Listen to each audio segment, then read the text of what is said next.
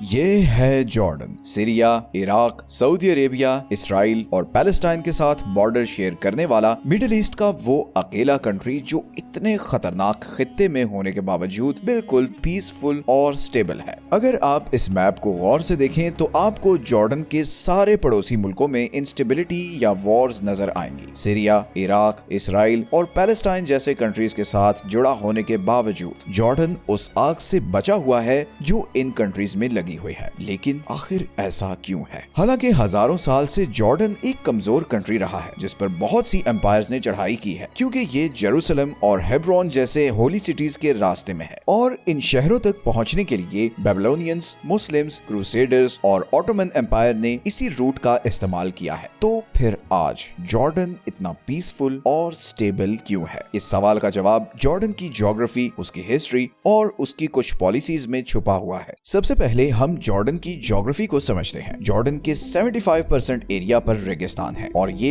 Middle east के खुश्क तरीन कंट्रीज में से एक है, जहां पर पूरे साल में 245 mm से भी कम बारिश होती है। जॉर्डन की सिर्फ 12% जमीन एग्रीकल्चर के काबिल है और इसीलिए उसका 70% फूड बाहर से इंपोर्ट होता है। जॉर्डन की 90% आबादी भी इस 12% जमीन में रहती है और बाकी सारा एरिया तकरीबन खाली ही है। जॉर्डन नेचुरल रिसोर्सेज के मामले में भी इतना खुशकिस्मत नहीं है। जहां पूरा मिडिल ईस्ट ऑयल और गैस रिजर्व से माला माल है, वहीं जॉर्डन में सिर्फ एक गैस फील्ड है जिससे जॉर्डन का सिर्फ एक ही पावर प्लांट चलता है। जॉर्डन की बाकी सारी एनर्जी सप्लाई बाहर से इंपोर्ट होती है। तो जियोग्राफिकली और रिसोर्स वाइज जॉर्डन शायद मिडिल ईस्ट का सबसे बदकिस्मत कंट्री है, मगर ये डिसएडवांटेज ही जॉर्डन को समवट सेफ भी बनाता है, क्योंकि जिस जगह कोई रिसोर्स ही नहीं तो वहां ग्लोबल सुपर पावर्स डायरेक्टली या इनडायरेक्टली क्यों इन्वॉल्व हों, जैसे सीरिया या इराक में हो रहा है। इसी तरह अगर हम जॉर्डन की हिस्ट्री देखें तो वो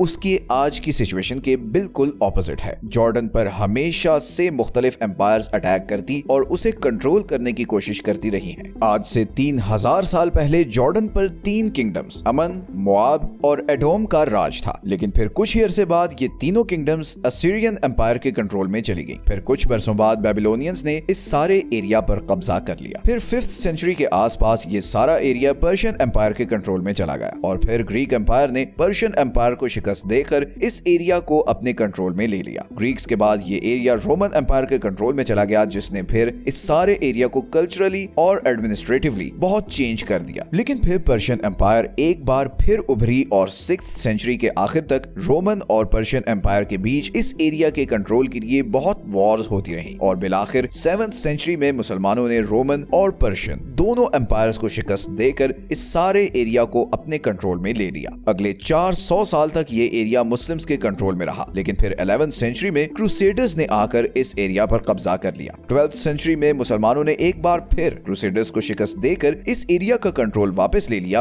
और 15th सेंचुरी तक ये एरिया इजिप्शियन ममलूक्स के कंट्रोल में रहा और फिर फाइनली 16th सेंचुरी में ये एरिया ऑटोमन एम्पायर के कंट्रोल में चला गया और 20th सेंचुरी तक ये सारा एरिया ऑटोमन एम्पायर के कंट्रोल में ही रहा। लेकिन ऑटोमन एम्पायर के दौर में एक प्रॉब्लम ये हुई कि ऑटोमन एम्पायर का इस एरिया पर कोई खास फोकस नहीं था, क्योंकि सिवाय इस चीज के कि यहाँ से जेरूसलम तक जाने का नेचुरल रूट था, उनके लिए ये एरिया तकरीबन यूजलेस था, बिकॉज ना तो यहाँ कोई एग्रीकल्चर था ना कोई बड़ा समुंदर लगता था। तो ऑटोमन एम्पायर ने यहाँ पर कोई खास डेवलपमेंट नहीं की, जिसकी वजह से लोकल्स में बहुत गुस्सा था और इसीलिए उन्होंने सन 1900, सन 1905 और 1910 में ऑटोमन एम्पायर के खिलाफ बगावत करने की कोशिश भी की, जिसे ऑटोमन्स ने बुरी तरह कुचल दिया। मगर लोकल जॉर्डेनियंस ने इस घाव को हमेशा याद रखा और वर्ल्ड वॉर 1 में उन्होंने ऑटोमन एम्पायर के खिलाफ ब्रिटिश एम्पायर का साथ दिया और जब वर्ल्ड वॉर 1 खत्म हुई तो जॉर्डन ब्रिटिश एम्पायर की ही कॉलोनी बन गया और 1946 तक ब्रिटिश कंट्रोल में ही रहा। 1946 में जॉर्डन ब्रिटिश कंट्रोल से आजाद हुआ और वर्ल्ड मैप पर एक इंडिपेंडेंट कंट्री के तौर पर सामने आया। अब जॉर्डन का नाम था हैशमाइट किंगडम ऑफ जॉर्डन और इसके बादशाह थे किंग अब्दुल्ला हुसैन। मगर आजादी के बाद जॉर्डन एक कॉम्प्लेक्स सिचुएशन में था। उसके बिल्कुल साथ एक नई आबाद होने वाली स्टेट ऑफ इसराइल थी, जिसके खिलाफ सारा अरब था। आजादी के 2 साल बाद ही 1948 में जॉर्डन 7 अरब कंट्रीज के साथ मिलकर इसराइल के खिलाफ वॉर में चला गया। इस वॉर को फर्स्ट अरब इसराइल वॉर भी कहते हैं। इस वॉर में जॉर्डन ने वेस्ट बैंक और ईस्टर्न जेरूसलम तक कब्जा कर लिया। हजारों फलस्तीनियों ने किंग अब्दुल्लाह को अपना बादशाह मान मान लिया और 1967 तक वेस्ट बैंक और ईस्ट जेरूसलम जॉर्डन का ही हिस्सा रहे। फिर 1967 में 6 डे वॉर में इसराइल ने अटैक करके West Bank, Golan Heights, Sinai और गजा पर कब्जा कर लिया। फिर 1970 और 1973 में भी जॉर्डन और इसराइल के बीच लड़ाई हुई, जिसमें जॉर्डन को बहुत भारी नुकसान उठाना पड़ा। इसी दौरान हजारों की तादाद में फलस्तीनी रेफ्यूजीज जॉर्डन में आकर आबाद होने लगे और जॉर्डन ने भी सब रेफ्यूजीज के लिए अपने बॉर्डर्स खोल दिए। इन सब का जॉर्डन की इकोनॉमी और पॉलिटिकल सिस्टम पर बहुत बुरा असर भी पड़ा और 1999 तक जॉर्डन में बहुत ज्यादा पॉलिटिकल और इकोनॉमिक इंस्टेबिलिटी रही। और अब यहाँ ये सवाल आता है कि फिर 1999 के बाद ऐसा क्या हुआ कि आज जॉर्डन इतना स्टेबल कंट्री बन चुका है। असल में 1999 में जॉर्डन के उस वक्त के किंग बहुत बीमार थे और उन्होंने किंग अब्दुल्लाह II को अपना जानिशीन बनाया। किंग अब्दुल्लाह II ने आते ही बहुत ड्रास्टिक स्टेप्स उठाने शुरू किए। सबसे पहले तो किंग अब्दुल्लाह ने अपने लोगों की सिक्योरिटी और वेलफेयर को सबसे प्रायोरिटी पर रख दिया और यही वजह है कि बारिश ना होने के बावजूद आज जॉर्डन के 99% लोगों को पीने का साफ पानी मिलता है। जॉर्डन का ह्यूमन डेवलपमेंट इंडेक्स 0.74 है, जो उसके कई पड़ोसियों से ज्यादा है। इसी तरह क्योंकि जॉर्डन की एक रिच हिस्ट्री है तो वहाँ बहुत सी हिस्टोरिकल जगह हैं जिनके जरिए किंग अब्दुल्ला ने टूरिज्म को प्रमोट करना शुरू किया। जॉर्डन का शहर Petra 7 wonders of the world में शामिल है। यहाँ पर जिस तरह पहाड़ों को तराश कर घर बनाए गए हैं वो लिटरली एक मिरेकल है। आज लाखों की तादाद में लोग यूरोप, अमेरिका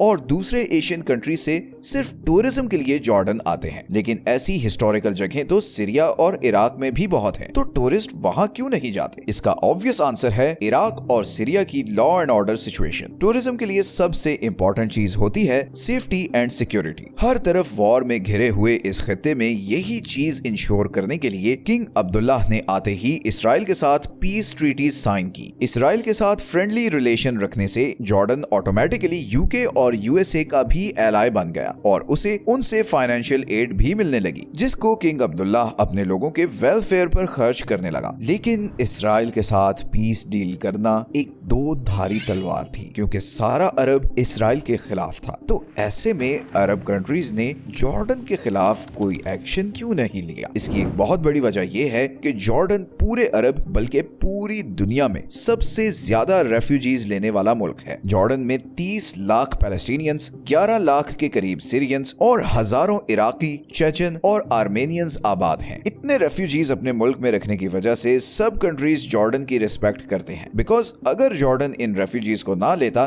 तो फिर ये सऊदी अरब और दूसरे गल्फ कंट्रीज के लिए मसला खड़ा करते। इसलिए अरब कंट्रीज इसके बावजूद कि जॉर्डन ने इसराइल के साथ पीस डील कर रखी है, वो खुश हैं कि जॉर्डन ने इन लाखों लोगों को अपने मुल्क में पनाह दी हुई है। और सिर्फ यही नहीं बल्कि उनके साथ बहुत अच्छा सलूक भी किया जाता है। और यही वजह है कि 2011 में अरब स्प्रिंग के बहुत ही कम असरात जॉर्डन तक पहुंचे, बिकॉज जॉर्डेनियन किंग ने फौरन प्रोटेस्टर्स की डिमांड को पूरा किया और किसी भी किस्म की फोर्स इस्तेमाल करने के बजाय बड़े ही आराम से उनके साथ डील किया। तो इस न्यूट्रलिटी और हॉस्पिटैलिटी की वजह से जॉर्डन के सभी पड़ोसी उसकी रिस्पेक्ट करते हैं, क्योंकि उन्हें पता है कि जॉर्डन ने उनका बहुत बड़ा बोझ उठाया हुआ है। लेकिन जॉर्डन की ये स्टेबिलिटी और न्यूट्रलिटी शायद बहुत जल्द खत्म होने वाली है। पिछले 1 साल से जॉर्डन बहुत प्रो इसराइल नैरेटिव लेकर चल रहा है। इसराइल गजा वॉर के 1 साल गुजरने के बावजूद अभी तक जॉर्डन ने एक दफा भी गजा में रहने वाले पैलेस्टीनियंस को अपने कंट्री में आने की ऑफर नहीं की। और जॉर्डन के पास ट्रैक रिकॉर्ड को देखते हुए ये बात बहुत अजीब लगती है। इसी तरह अभी रिसेंटली जब ईरान ने इसराइल पर मिसाइल अटैक्स किए तो जॉर्डन ने बहुत से मिसाइल्स को अपनी एयर स्पेस से इंटरसेप्ट किया। इन खबरों का पैलेस्टीनियंस और ईरान में बहुत नेगेटिव इम्पैक्ट आया है। वो जो जॉर्डन का एक न्यूट्रल कंट्री का इमेज था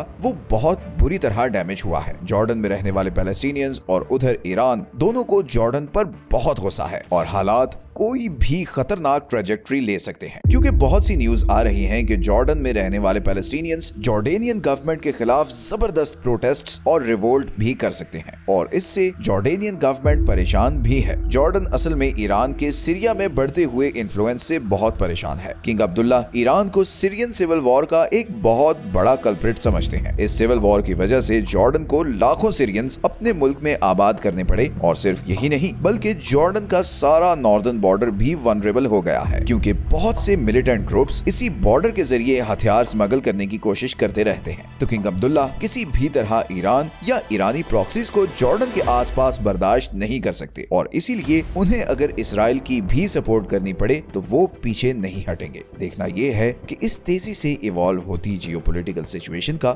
जॉर्डन पर क्या इम्पैक्ट पड़ने वाला है, क्योंकि लग ऐसे रहा है कि मिडिल ईस्ट का सबसे स्टेबल कंट्री अब फाइनली किसी कॉन्फ्लिक्ट की तरफ बढ़ रहा है। मिलते हैं नेक्स्ट वीडियो में एक और इंटरेस्टिंग टॉपिक के साथ। अपना ख्याल रखें। अल्लाह हाफिज।